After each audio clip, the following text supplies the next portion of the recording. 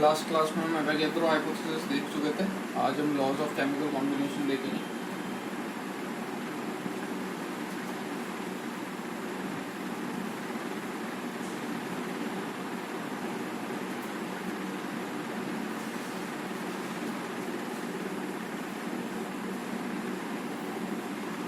तो laws of chemical combination basically आपको कुछ साइंटिस्ट की स्टडी पढ़नी है। जैसे लेवोजियर आएगा यहाँ पे, लेवोजियर ने क्या बोला था, डाल्टन ने क्या बोला था, ऐसे बाकी साइंटिस्ट ने क्या क्या कमेंट करा था, क्राउस ने क्या बोला था,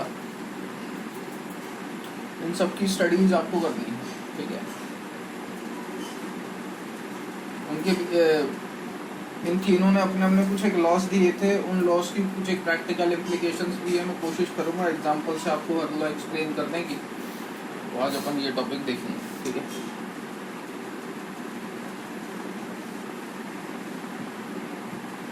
पहले मैं बात करूंगा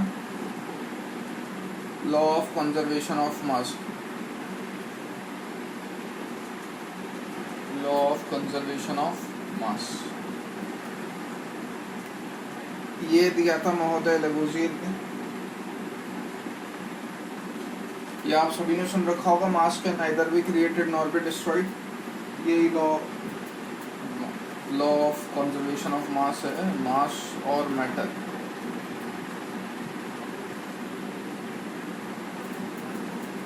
कैन नाइदर बी क्रिएटेड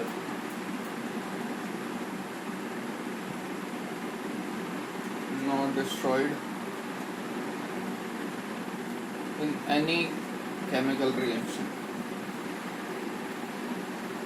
कुल मिला के मास बिफोर रिएक्शन, रिएक्शन होने से पहले जो मास रहता है और रिएक्शन खत्म होने के बाद जो मास रहेगा वो हर बार सेम होगा। एग्जाम्पल के तौर पे समझिएगा, जैसे मैं एक रिएक्शन लिख दूँ 2H2 + O2 gives 2H2O। Molar mass calculate कर लो इसका। हाइड्रोजन का मोलर मास होता है 1, इसका ओवरऑल मोलर मास होगा 2। तो यहाँ पे मैं क्या लिख दूंगा, 2 × 2। ये स्टोइचोमेट्रिक कोफिशिएंट वाला 2 है, ये H2 का टोटल मोलर मास है। ऑक्सीजन 8th नंबर पे आता है, एटॉमिक मास निकालने की ट्रिक बताई थी। एक ऑक्सीजन का 16, 2 ऑक्सीजन का 32, ओवरऑल मोलर मास कितना हो गया 36। मास बिफोर रिएक्शन, बिफोर रिएक्शन मतलब ये दोनों रिएक्ट करना चालू ही नहीं करें। अगर ये दोनों रिएक्ट करेंगे नहीं तो वाटर बनेगा ही नहीं। तो मैं तो इनिशियली इन दोनों को लेके चलाऊं। जब ये दोनों पूरी तरीके से रिएक्ट कर जाएंगे तो फाइनल प्रोडक्ट मुझे क्या मिलेगा, ये इसका मास निकाल के देख लो। 2 × 2 वाटर का मास होता है 18, 36। तो जितना पहले मास लिया था उतना ही बाद में भी मास आ रहा है। So it is equal to mass equal to reaction बराबर मास आफ्टर रिएक्शन। तो ये law of conservation of mass था। ठीक है, नेक्स्ट अपन बात करेंगे लॉ ऑफ कांस्टेंट और डेफिनेट प्रोपोर्शन की। वो क्या बोलता है, इसका एग्जांपल मैं लास्ट में करवाऊंगा। फिलहाल आप स्टेटमेंट समझ लें। नहीं तो चलो ये साथ में देख लेना एग्जांपल, अपन इसकी बजाय भी दूसरा लॉ पढ़ लेते हैं। ठीक है, सेकंड आता है law of multiple proportion.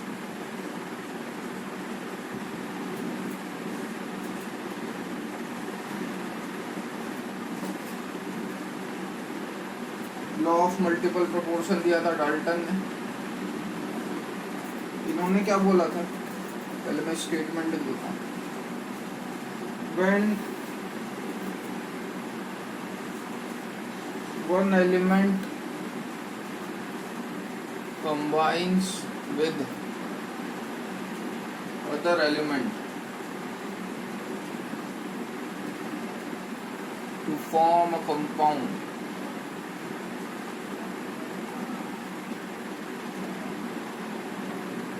then mass of one element which combines with a constant mass of another element will bear a simple ratio।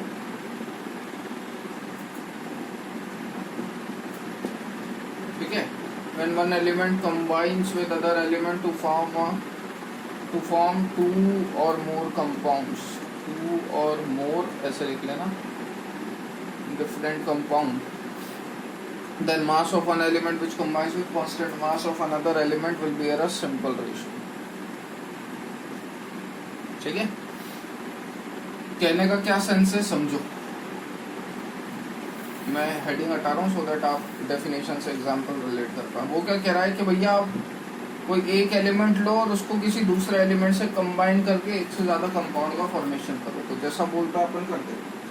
जैसे मैं एग्जांपल के तौर पे ले लेता हूँ कार्बन और ऑक्सीजन, ये मैंने दो एलिमेंट ले लिए, इन दो एलिमेंट से मिला के मैं एक या एक से ज़्यादा, दो या दो से ज़्यादा कंपाउंड बना रहा हूँ। जैसे एक कार्बन मोनोऑक्साइड, दूसरा कार्बन डाइऑक्साइड, ठीक। When one element combines with other element to form two or more different compound, then mass of one element which combines with a constant mass of another element। तो वो क्या कह रहा है कि जब आप एक से ज़्यादा कंपाउंड बनाओगे तो उसमें एक एलिमेंट का मास आप रख दो कांस्टेंट। कार्बन और ऑक्सीजन आपने दो एलिमेंट लिए, उन दो एलिमेंट से आपने 2, 3, 4 जो भी कंपाउंड बनाने हैं बना दिए, लेकिन वो जो कंपाउंड बना है उनमें से एक एलिमेंट का, चाहे कार्बन लो चाहे ऑक्सीजन लो, मैंने यहाँ पे कार्बन ले लिया, उनमें से किसी भी एक एलिमेंट का मास आप रख दो फिक्स। मैंने सपोज ये मास फिक्स रख दिया। कार्बन और ऑक्सीजन से मिला के मैंने दो कंपाउंड बनाए CO2 और उसमें मैंने कार्बन का मास फिक्स रख दिया। तो वो एलिमेंट जिसका मास फिक्स नहीं है, यानी कि ऑक्सीजन और ऑक्सीजन, यहाँ पे ऑक्सीजन का मास कितना है 16, यहाँ पे ऑक्सीजन का मास कितना है 32, यहाँ पे 12, यहाँ पे 12, ये तो फिक्स हो गया। तो वो एलिमेंट जिसका मास फिक्स नहीं है, जब आप उसका रेशो लोगे वो हमेशा सिंपल रेशो आएगा। ये बोलते हैं when more than one element combine with other element to form two or more different compound, then mass of one element, यानी कि इसकी बात चल रही है, mass of one element which combines with constant mass of another element will be a simple ratio। उस element का मास जो कि फिक्स रेशो में जो कंबाइन कर रहा है, जो जिसका मास कांस्टेंट है, उसके अलावा जो आप दूसरा एलिमेंट लोगे वो हमेशा एक सिंपल रेशो में बिहेव करेगा। जैसे यहाँ पे क्या रेशो है 1:2 का। सिमिलरली और ले लेते हैं एग्जांपल,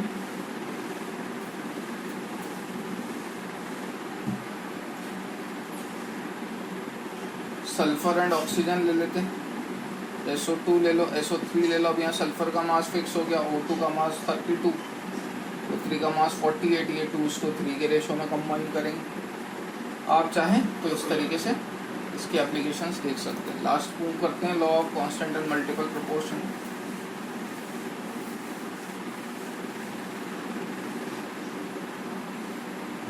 मल्टीपल प्रोपोर्शन तो हो गया, sorry, law of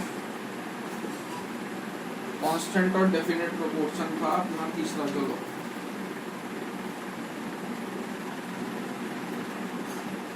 definite proportion मतलब प्रोपोर्शन जो है वो डेफिनेट है, मतलब रेशो जो है वो फिक्स है, यानी कि एक दूसरे से कंबाइन होने का रेशो फिक्स है, ठीक है। तो ये क्या बोलता है, अ गिवन कंपाउंड, ये प्राउस्ट ने दिया था, ठीक है। A given compound always combines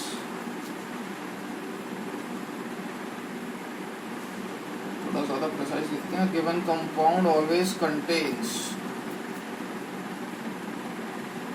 exactly the same proportion of its element by weight irrespective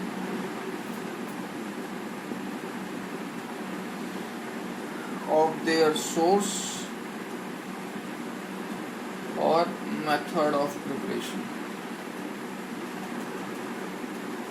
तो ये बोल रहा है कि जब आप दो एलिमेंट को कंबाइन करते हो तो वो जो दो एलिमेंट है वो जिस रेशो में कंबाइन होते हैं, कौन सा रेशो, वेट रेशो, वो जो दो एलिमेंट है वो जिस वेट रेशो में कंबाइन होंगे वो वेट रेशो हर बार सेम होगा।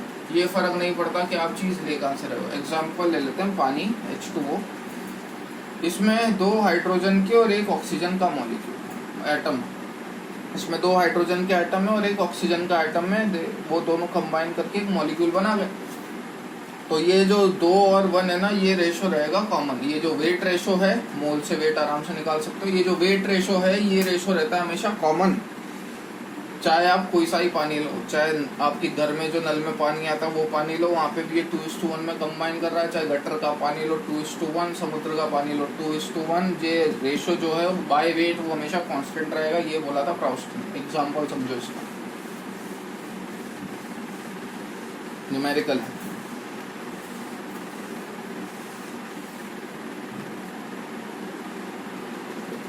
One 1.8 gram of a certain metal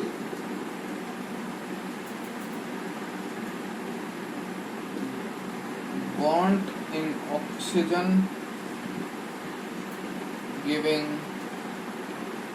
3 gram of its oxide. 1.5 gram of a same metal heated in steam giving 2.5 gram of its oxide. Show that this result illustrates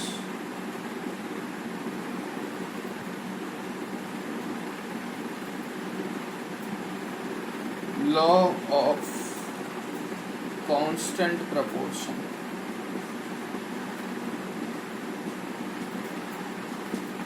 ठीक है, ये आपके पास एक numerical क्या कह रहा है।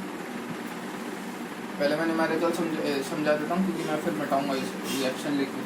ठीक, आपने क्या करा, आपने एक मेटल लिया जिसका वेट 1.8 ग्राम था और उसको ऑक्सीजन के साथ बॉन्ड करा और उसने 3 ग्राम मेटल ऑक्साइड बनाया। आपने मेटल लिया जिसका वेट 1.8 ग्राम था, उसको ऑक्सीजन के साथ बॉन्ड किया और मेटल ऑक्साइड आपने बना दिया। इसकी रिएक्शन लिखूंगा तो ये कुछ इस तरीके से आएगी।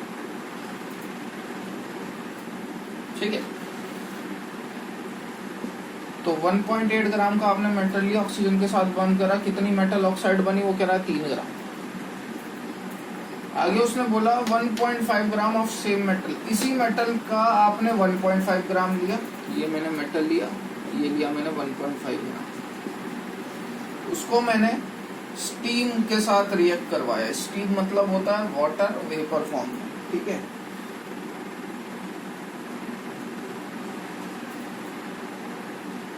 Giving 2.5 gram of its oxide. तो इसने भी जो ऑक्साइड बनाया वो कितना था, 2.5 ग्राम, प्लस हाइड्रोजन गैस भी इवॉल्व होती है यहाँ पे। क्लियर है?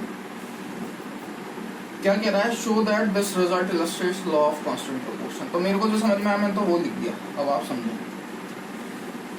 मैंने क्या बोला था, एलिमेंट का वेट रेशो हमेशा कांस्टेंट होता है। कंपाउंड जिन एलिमेंट से फॉर्म हो रहा है उनका वेट रेशो हमेशा कांस्टेंट होगा। अब आप देख सकते हो दोनों जगह बन रहा है M2ON ही है, मेटल का ऑक्साइड, दोनों जगह M2ON ही बन रहा है। तो मैं मेटल और ऑक्सीजन का वेट रेशो जब निकालूंगा और यहाँ पे मेटल और ऑक्सीजन का वेट रेशो निकालूंगा वो हमेशा कांस्टेंट आएगा। पहली रिएक्शन की बात करते हैं। पहली रिएक्शन क्या बोल रही है कि भैया मेटल लिया 1.8 ग्राम, मेटल ऑक्साइड लिया 3 ग्राम। अपन जानते हैं law of conservation of mass है, mass can neither be created nor be destroyed. तो ये 3 ग्राम है, ये 1.8 ग्राम है, तो ऑक्सीजन कितना होगा, ऑब्वियस सी बात है 1.2। तो फर्स्ट रिएक्शन में मास ऑफ ऑक्सीजन कितना होगा, 1.2। सेकेंड रिएक्शन में सिमिलरली छोड़ो, तो यहाँ से क्या करो, यहाँ से आप मेटल और ऑक्सीजन का रेशो निकाल लो, क्योंकि कंपाउंड जिन एलिमेंट से मिलके बनाए मेरे को तो उसका ही रेशो निकालना है, क्योंकि आप लॉ ऑफ डेफिनेट प्रोपोर्शन की बात कर रहे हो, यानी कि रेशो की बात कर रहे हो। मेटल कितना 1.8, ऑक्सीजन कितना 1.2, रेशो आगे कितना है 3 से जा रहा है, ये 6 4 3/2 यानी कि 1.5। सेकेंड रिएक्शन में बात करूंगा तो सेकेंड रिएक्शन में मास ऑफ O2 कितना आएगा 1, ले लो ratio, metal by oxygen, metal कितना 1.5, ऑक्सीजन कितना 1, दोनों जगह रेशो सेम आ रहा है, एलिमेंट का रेशो दोनों जगह सेम आ रहा है, उसका वेट रेशो दोनों जगह सेम आ रहा है, means it satisfy law of constant और मल्टीपल कॉम्बिनेशन। ठीक है, आज के लिए यहीं तक रखते हैं, यहाँ से नेक्स्ट क्लास में कंटिन्यू करेंगे।